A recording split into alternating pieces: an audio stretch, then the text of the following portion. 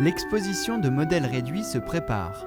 Dans leurs ateliers, les exposants peaufinent leurs maquettes et les emballent pour le grand rendez-vous du week-end de Pâques à la salle des cuirassiers de Reichshofen.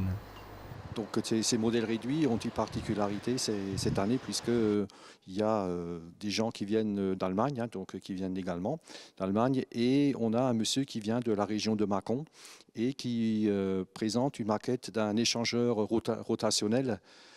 Donc c'est un unique dans son genre qui se trouve en Écosse. Donc en fait il s'agit de faire basculer les péniches d'un niveau haut vers le niveau d'un fleuve.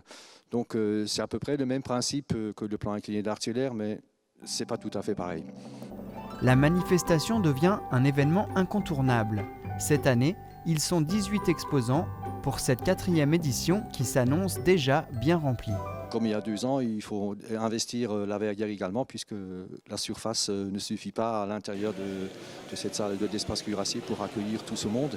Et les fidèles exposants qui viennent tous les 2 ans, ils ramènent de plus en plus de modèles réduits. Venez admirer les maisons à colombage, Lego, mécano, moto, semi-remorques, bateaux et autres trains le samedi 31 de 15h à 18h et dimanche et lundi de 10h à 18h à l'espace cuirassier. Étudions ainsi l'évolution de notre habitat. À la maison de l'archéologie à Niederbronn-les-Bains, depuis le 1er mars, on peut voir l'exposition Des hommes et leur habitat de la préhistoire à nos jours. Son concepteur a voulu la rendre accessible aux enfants de manière ludique. L'exposition permet de voir l'évolution du lieu de résidence de l'homme. Quoi de plus important que notre habitation, notre maison ? Un endroit qui doit nous protéger des intempéries, de tout danger extérieur.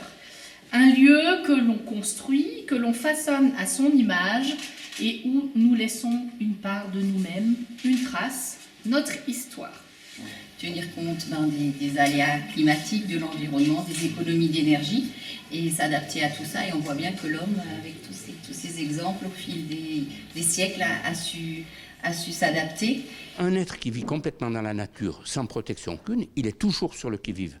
Donc, il cherche à savoir s'il ne vient pas un ennemi, alors que celui qui va être dans sa maison et dormir, lui, il se repose et il a l'esprit plus clair et il peut évoluer. Avec une 40aine d'années dans le bâtiment, Alain Dinca choisit de mettre en avant l'histoire et la vie de l'habitat humain. C'est un patrimoine extraordinaire et varié qui reflète la vie des habitants de chaque région et qui doit être préservé. Cette exposition est pour lui un moyen de conserver la mémoire de ces merveilles du passé. La période, je dirais, préhumaine, on n'en parle pas, il n'y a pas ici. Vous avez la préhistoire, vous avez ensuite une période qui est la sédentarisation. Ensuite, vous avez le néolithique avec les villes. En fait, c'est des habitats groupés comme Seytaluyuk en Turquie. Les maisons danubiennes, les maisons néolithiques comme celle qui a été faite à côté, non loin du musée à Niederbronn.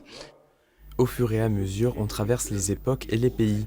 Des Celtes aux Grecs, du Moyen-Âge à la Renaissance, on est transporté et on découvre l'évolution des maisons, du bois à la brique.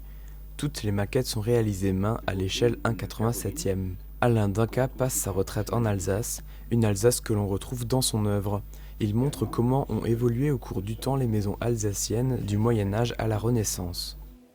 Et on se rend compte qu'il y a évidemment des tas d'autres maisons qui sont des maisons à colombage très différentes. Vous avez une maison bressane, et puis quand on arrive au Moyen-Âge, là sont construites les grandes fermes. Vous avez jusqu'au 29 juin pour découvrir ces maquettes. À noter que le 19e et le 20e siècle de cette exposition seront visibles à Reichshofen lors du week-end de Pâques.